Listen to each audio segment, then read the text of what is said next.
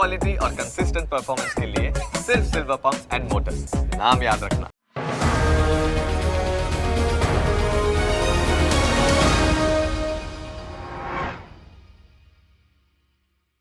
Hello friends, brand સ્ટોરીઝમાં આપનું સ્વાગત છે. બ્રાન્ડ સ્ટોરીઝમાં અમારો પ્રયત્ન હોય છે કે તમને ગુજરાતની નવી નવી જે કોઈ બ્રાન્ડ્સ બની રહી છે, નવી જાહેરાતો આવી રહી છે અને માર્કેટિંગ અને એડવર્ટાઇઝિંગની જગતમાં જે કંઈ પણ નવું થઈ રહ્યું છે એની કંઈક ને કંઈક માહિતી તમારી પાસે અમે દર અઠવાડિયે લઈને આવીએ. આજે મારી સાથે બે એવા લોકો છે સ્ટુડિયોમાં કે જેમણે ગુજરાતને બહારથી બદલતા જોયું છે. હું અને તમે આપણે ગુજરાતમાં રહ્યા, ગુજરાતનું પરિવર્તન જોયું, પણ શું છે કે સાથે સાથે રહેતા હોય ને તો પરિવર્તન સતત આપણને દેખાય નહીં. પણ આજે આપણી સાથે એવા લોકો જોડાયા છે કે જે બહારથી આવ્યા, જેમણે ગુજરાતને અપનાવ્યું, ગુજરાતમાં પોતાનું એક પ્રોફેશનલ કરિયર ઊભું કર્યું. તો આજે આપણી સાથે જોડાયા છે વાઘ બકરી ચાય. મારું એવું માનવું છે કે આ શો જોતા જોતા કોકના હાથમાં તો વાઘ બકરી ચાનો કપે હશે. તો વાઘ બકરી ચાયના સીએમઓ યોગેશ શિંદે આપણી સાથે જોડાયા છે. અને ગુજરાતની એક એવી બ્રાન્ડ કે જેણે કેટેગરી જ બનાવી. સાચું કહીએ તો જ્યારે હિન્દુસ્તાનમાં કોઈને કુલરની કલ્પના નહોતી ત્યારે સિમ્ફની એ નામ સ્થાપિત કર્યું અને આજે પણ કુલરનું નામ સિમ્ફની જ પડી ગયું હોય તો એ સિમ્ફની બ્રાન્ડના સીએમઓ અનુજ અરોરા આપણી સાથે જોડાયા છે. અનુજ, યોગેશ, દર્શક મિત્રો, ભાષાનો થોડો એક પ્રશ્ન છે કારણ અનુજ ગુજરાતમાં હજુ હમણાં જ જોડાયા છે, યોગેશ પણ ગુજરાતની બહારથી બોમ્બેથી આવ્યા છે. તો આપણો આ એપિસોડ જે છે અમારી ચર્ચા થોડીક હિન્દીમાં રહેશે, તો આ અઠવાડિયે થોડું દરગજુર કરવાની તમને विनती करूँ છું. अनुज, स्वागत है आपका न्यूज़ कैपिटल के स्टूडियोज में, और मैं कहूँगा स्वागत है अहमदाबाद में. अब तो वैसे 2 साल हो गए अहमदाबाद, 2.5 साल हो गया. अनुज, आपका परिचय अगर हमारे दर्शकों को भी देता हूँ. अनुज आईएम अहमदाबाद 2005 बैचना છે, પણ પછી ખબર नहीं हमने अहमदाबाद गम्યું नहीं. अनुज, अहमदाबाद पसंद नहीं आया तो आप बाहर चले गए? नहीं, बाकी जगह भी देखना चाहिए ना, इंडिया कैसा है. तो कैसा रहा आपका प्रोफेशनल करियर, अगर थोड़ा सा अगर आप हमें बताएं.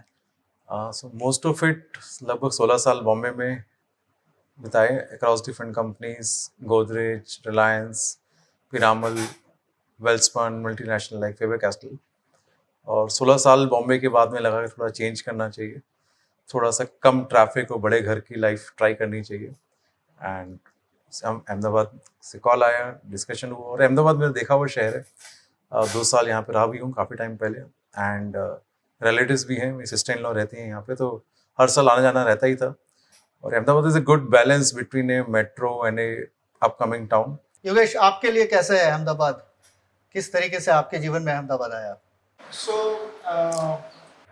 ओरिजिनली पूना से हूँ, एजुकेशन पूना में हुआ. उसके बाद प्रोफेशनल लाइफ की शुरुआत मुंबई से हुई. Spent lot of time with various advertising agencies. उसमें साची एंड साची, ट्राइटन, आर के स्वामी, बी वीडियो, ऐसे एडवर्टाइजिंग एजेंसीज के साथ काम किया. और फिर उसके बाद 15 साल एड एजेंसीज के साथ काम करने के बाद एक शिफ्ट कि मार्केटिंग में आने का था, वो थॉट था. तो जब मैं ट्राइटन में था तब वाघ बकरी के साथ परिचय हुआ. That was my client. So उनके साथ 2-2.5 साल एज ए क्लाइंट मैंने काम किया. फिर उसके बाद मैंने साची एंड साची एडवर्टाइजिंग एजेंसी ज्वाइन की थी. फिर मौका मिला यहाँ पे आने का और मैं अहमदाबाद में आ गया. हालांकि अहमदाबाद से परिचय पहले से ही था. मेरे एडवर्टाइजिंग करियर में पारस फार्मास्यूटिकल के लिए काफ़ी काम हुआ था, तो आना जाना काफ़ी था. तो तब भी मुझे ऐसा लग रहा था कि ये सिटी अच्छी है. फिर यहाँ पे आना हुआ और मुझे ये सिटी अच्छी लगी, और इस सिटी को मैंने बदलते हुए भी देखा. 15 साल में ये सिटी को, यानी बहुत चेंज आ गया सिटी. आपने योगेश सिटी को बदलते हुए आपने देखा यहाँ रहकर. अनुज, आपने तो इस सिटी को बदला हुआ देखा. तो आप जब छोड़ के गए थे 2005 में, जब आईआईएम से आप पास आउट हुए, और उसके बाद जब 2022 मेरे ख्याल से आप 2022 में आए, 22 में अगर आए, 17 साल के उस गैप में, तो जो छोड़ के गए थे शहर, उसको और 2022 में आपने क्या फ़र्क देखा? एक आईएम के बाहर एक बहुत बड़ा फ्लाईओवर तो आपने ज़रूर देखा होगा, पर उसके सिवा आपने क्या बदलते हुए काफ़ी देखा। चीज़ें थी कि जैसे एक टाइम पे आईएम अपने आप में शहर का बाहर का एंड माना जाता था, और अभी शहर के सेंटर में है। Vastrapur is the core of True, new very core true, of Ahmedabad, I have very to say. और हमारे टाइम पे CG road was the happening place, अभी SG highway and Sindhu Bhavan is the happening place. तो Right. थोड़ा थोड़ा boundary आगे जाती जा रही है।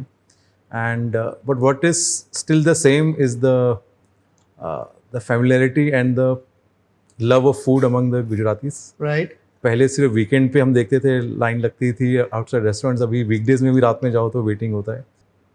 योगेश, आपसे मैं सवाल पूछूंगा। अब आप एफएमसीजी में आ रहे थे। एफएमसीजी में वैसे भी गुजरात ने नाम, आपने कहा पारस आपका ही क्लाइंट था, तो मूव जैसी ब्रांड ऑलरेडी गुजरात से बन चुकी थी। अमूल तो खैर मतलब उसको तो गुजरात का ब्रांड कहना अन्याय होगा, वो तो पूरे हिंदुस्तान का ब्रांड है, लेकिन गुजरात से बना हुआ। तो गुजरात में एफएमसीजी का एक ऑलरेडी एक हेरिटेज था। उस पूरे सिनारियो में आप वाघ बकरी जैसी ब्रांड, उस वक्त वाघ बकरी was a very regional small brand, तो कैसे ये निर्णय लिया? और शहर भी आप अलग हैं, आप बॉम्बे से आ रहे हैं, एक उस वक्त का छोटा ब्रांड था वाघ बकरी, तो ये निर्णय किस तरह से आप ले पाए? मेरे ख्याल से तब भी वाघ बकरी छोटा बिजनेस नहीं था। तब भी वाघ बकरी was the third largest T company and what was a very prominent brand.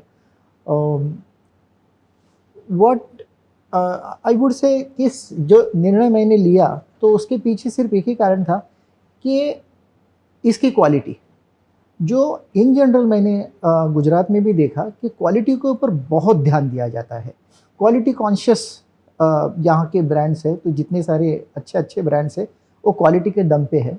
Right. और दूसरा ये कि मैंने जो मेरा इंटरेक्शन अहमदाबाद के साथ और गुजरात के साथ हुआ, गुजरात यानी as an community is business community, यहाँ का वर्क कल्चर मैंने पुणे देखा, मैंने मुंबई देखा और मैंने अहमदाबाद देखा। बाकी अगर इंडियन सिटीज़ के बारे में बात करें तो यहाँ का जो वर्क कल्चर है वो भी बड़ा प्रोफेशनल है और बड़ा ट्रस्टवर्दी है। Okay, heartening to hear that. Right. तो वो अच्छा है। यानी जब भी जब मैं लोगों से मिलता हूँ और उनके साथ काम करता हूँ तो मुझे ऐसा लगता है कि there are people with good heart, quality है, વર્ક કલ્ચર है and people are really nice. મિત્રો, આપણે જોયું આપણા બેઉ મહેમાનો કઈ રીતના અમદાવાદ આપણા ગુજરાત રાજ્યમાં પોતાના કરિયરમાં આવ્યા. અહીંયા આપણે એક નાનકડો બ્રેક લઈશું. બ્રેક પછી આપણે વાત કરીશું કે અમદાવાદ આવ્યા પછી એમણે પોતાના પ્રોફેશનલ કરિયર અને ક્યાંક એમની પર્સનલ લાઈફમાં પણ શું શું પરિવર્તન જોયા.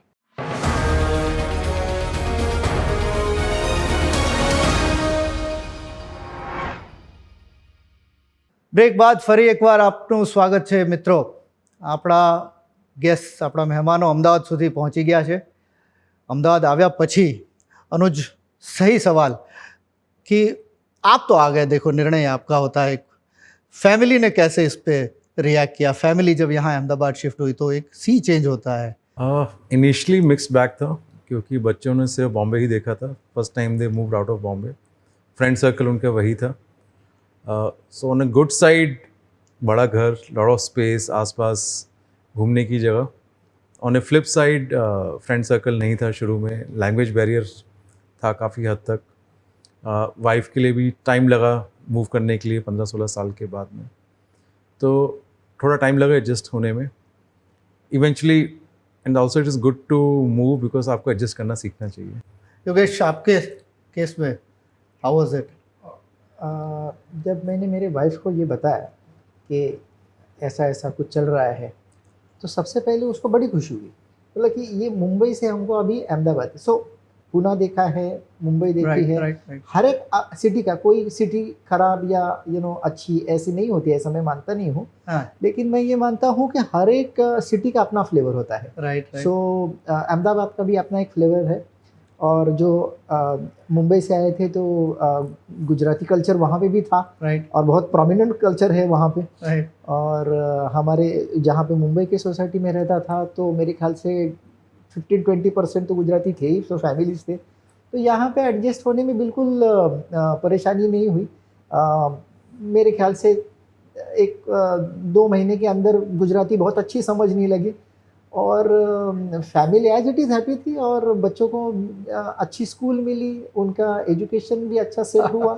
अनुज, एक सीरियस एक सवाल, अब फैमिली पे शिफ्ट हो गई, आप भी आ गए, लेकिन एक हम जब किसी कंपनी में जॉब तो एक कल्चर देखते हैं, तो एक गुजरात का एक अपना एक जिसको बोलते हैं लाला कल्चर, तो कि ये कुछ कंपनियां लाला कल्चर से चलती हैं, प्रोफेशनलिज्म थोड़ा कम आप मिस करते हैं, कितना प्रोफेशनलिज्म मिस करते हैं और क्या मिस करते हैं गुजरात की कंपनीज में? आई थिंक ये मिसकंसेप्शन है कि जो लाला कल्चर या प्रोमोटर ड्रिवन कल्चर है वो कोई स्टेट स्पेसिफिक है। आई थिंक वो पूरे देश में है और आई थिंक वो इंटरनेशनली है। Okay, there are promoter driven companies in US also, वो भी लाला कंपनी ही कहलाएंगी ना। Right right. Professionalism comes from the background of people, variety of people in the company. I think वो इंक्रीज हो रहा है, काफ़ी कंपनीज में गुजरात में इंक्रीज हो रहा है, and that is a good step in terms of Gujarat में लोगों को काम करने का तरीका अलग है थोड़ा कंपनीज के अंदर। इट्स मोर थोड़ा emotion, more people centric. Right. Bombay Delhi में it can be very ruthless कि Right. आज नहीं है तो कल से आने की जरूरत नहीं है। टिपिकली आई थिंक गुजरात में ऐसा हम नहीं करते हैं। योगेश, आपके केस में तो you have a joint family driven organisation even today, right? So how does that work for you as in terms of professionalism and the approach towards yeah. Management decision making?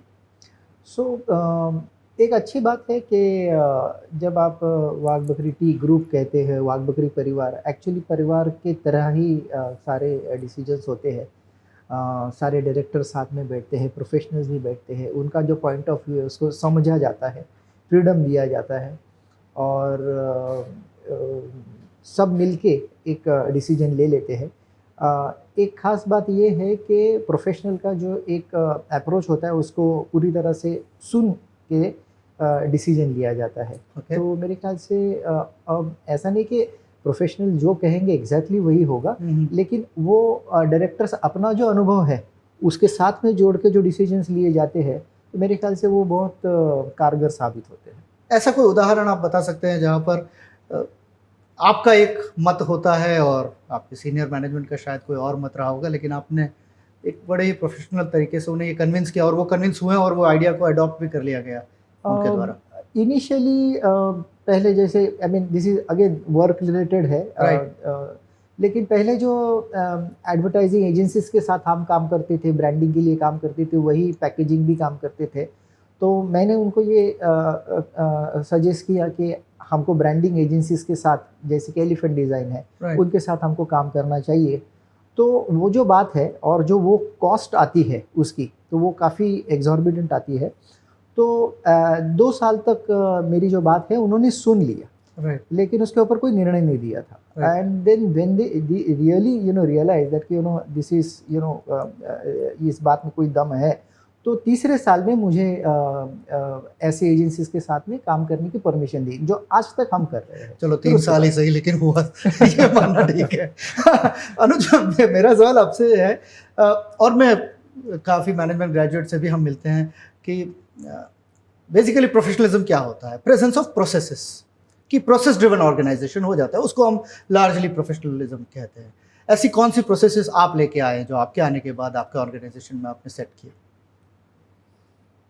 ऐसी काफ़ी चीज़ें हैं।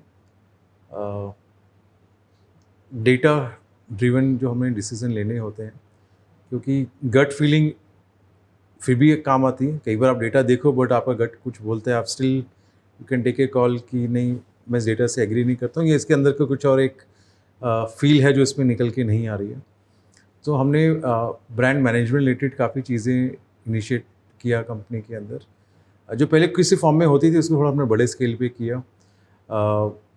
Researches बढ़ाई हमने in terms of qualitative research, quantitative research, to understand India is not like a country, India is practically like a continent. हर state अपने आप में अलग बिहेव करते हैं, हर स्टेट की कंज्यूमर की प्रेफरेंस अलग होती है। एंड हमारे बिजनेस में भी अगेन यूपी बहुत अलग तरीके से बिहेव करेगा वर्सेस तमिलनाडु, तो उस चीज़ को हम कैसे ट्रैक करें। और एक और चीज़ होती है कि how do we bring more objectivity in evaluating marketing. Right. Marketing ऐसी चीज़ है जो हम कई बार मजाक करते हैं, इंडिया में क्रिकेट और मार्केटिंग सबको आती है, सबको पता है कि ऐड में क्या ठीक है, क्या ये तो ऐसा करना चाहिए था, है ना। चौका थोड़ा सा फ्रंट फुट पे आके विराट कोहली ने क्यों नहीं खेला यार, देखने में बहुत आसान लगता है, बट आप जब अंदर घुसें तो you understand. And marketing is a mix of art and science. Right. So art already था, I brought little bit more science the way we doing things, कैसे उसको इवेल्युएट करते हैं, ऑब्जेक्टिविटी कैसे लेके आए कि अगर ये एड कैंपेन किया तो ये अच्छा था कि नहीं था, ओके क्योंकि हर एक एड कैंपेन से सेल्स की जर्नी के बहुत स्टेप्स होते हैं, तो वो स्टेप्स क्या होने चाहिए और कैसे आप उसको ब्रेकअप करोगे कि यहाँ कैंपेन ने ये काम अच्छा किया, उसके बाद में ये स्टेप्स ठीक नहीं थे या हुए जिसकी वजह से सेल हुई कि नहीं हुई. तो more process, more data in between is what we have been doing for last couple of years, and good support from the management कि यस आप कुछ अलग तरीके से चीज़ें करना चाह रहे हैं, जो इंडस्ट्री में काफ़ी जगह पहले से हो रहा था, बट वो ओपननेस थी to try new things. As Yogesh said कि also spend, because nothing comes for free, आपको उसके लिए इन्वेस्टमेंट करना पड़ेगा. तो वो इन्वेस्टमेंट के लिए ओपननेस थी, हियर आउट किया कि ये क्यों करना चाहिए, इससे क्या बेनिफिट मिलेगा बिजनेस को. Once we explain the logic behind it and कैसे लॉन्ग टर्म में हमें सपोर्ट करेगा टू मेंटेन द लीडरशिप, तो we are quite open from the management side. एक हमारा एपिसोड पिछले हफ्तों में हुआ था जिसमें हमने चर्चा करी थी कि डिजिटल जो मीडिया का जो एक इमरजेंस हुआ है, उसकी वजह से काफ़ी लोकल टैलेंट जो अहमदाबाद बेस्ड या गुजरात बेस्ड टैलेंट था, उसको काफ़ी एक फुटहोल्ड मिला बड़ी एजेंसियों के सामने अपना अस्तित्व क्रिएट करने का. मैं आपसे ज़रूर ये सवाल पूछना चाहूँगा, क्योंकि मैं उस एपिसोड से आपसे जोड़ सकता हूँ कि क्या ये सही है कि डिजिटल मीडिया के आने के बाद talent is democratised? Yes, to great extent, talent is democratized, but democracy में still meritocracy works. Okay quantum बहुत बढ़ गया है, बट अगर आपकी क्वालिटी अच्छी नहीं होगी तो डजेंट मैटर कि आप बॉम्बे में हो, अहमदाबाद में हो, बियॉन्ड ए पॉइंट आपको काम नहीं मिलेगा. So you need to be good at what you at. The benefit of digital universe now is कि आप कहीं से बैठे अच्छा कंटेंट बना सकते हैं. तो वो मोनोपली अगर मेट्रो की थी पहले कि आप टॉप 5 सिटीज़ में हैं तो ही आपका कंटेंट आगे पहुंचेगा, वो बैरियर अभी टूट गया है, बट क्वालिटी तो फिर भी लानी पड़ेगी. योगेश, आपका क्या ख्याल है इस बात में? See, I agree with Anuj कि डिजिटल जैसे बाकी मीडियम से वैसे ही डिजिटल एज ए मीडियम है. ओके तो जिसके अंदर कंटेंट और कंटेंट की क्वालिटी सबसे अच्छी होना ये ज़रूरी है. राइट. तो मुझे लगता है कि क्रिएटिविटी जो है, तो क्रिएटिविटी कहीं पे भी हो, लेकिन क्रिएटिविटी उसमें होनी चाहिए, तभी जाके अल्टीमेटली लोग कंटेंट देखते हैं. तो कंटेंट की quality, so content is king. Right. So मेरे ख्याल से कंटेंट के ऊपर अभी भी यहाँ पे हो या कहीं पे भी मेरे ख्याल से काम होना ज़रूरी है. उसी से आपको आईबॉल्स मिलते हैं, उसी से कस्टमर या जो व्यूअर्स होते हैं उसको फॉरवर्ड करते हैं, आपको वायरलिटी मिलती है. और यहाँ की भी काफ़ी एजेंसीज ऐसी है कि जिसका क्रिएटिव कंटेंट काफ़ी अच्छा है. આપણી સાથે આજે જોડાયા યોગેશભાઈ અને Anujbhai. Thank you so much sir Thank for you for coming having to us. Brand stories, for coming to news capital. મિત્રો, આપણે જોયું કે કઈ રીતના બહારથી હવે લોકો અમદાવાદ, ગુજરાતને અપનાવી રહ્યા છે. એક સમય એવો હતો, લોકો એવું વિચારતા કે ગુજરાતમાં આવશું તો કરિયર કઈ રીતના બનશે. પણ આ બે સીએમઓ સાથે આપણે ચર્ચા કરી અને જાણ્યું કે હવે ગુજરાતમાં પ્રોફેશનલિઝમ છે, હવે ગુજરાતમાં માર્કેટિંગ અને એડવર્ટાઇઝિંગ ક્ષેત્રમાં ઘણું કામ થઈ રહ્યું છે, ઘણા મોટા કરિયર બની રહ્યા છે. આ જ રીતના બીજા પણ મહેમાનો સાથે આપણે ચર્ચા કરતા રહીશું આવનારા અઠવાડિયાઓમાં. આપ જોતા રહો બ્રાન્ડ સ્ટોરીઝ.